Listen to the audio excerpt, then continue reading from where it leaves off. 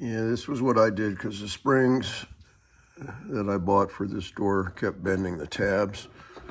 So I put a magnet on it. See the magnets up here?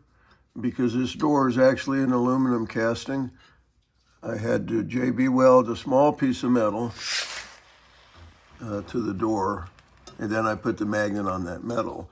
And the magnet's not glued on. You can see I can push that magnet back and forth. The magnet's just there, and it sticks down here.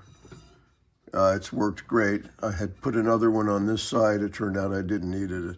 It's already more than strong enough. That's one of those tiny little really strong magnets.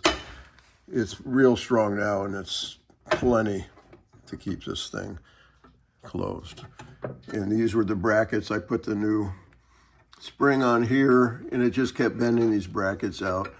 And as somebody else posted, you can weld these to strengthen them. I'm not that good a welder. I didn't want to monkey with it. And so I just took the new springs back off and went to that magnet.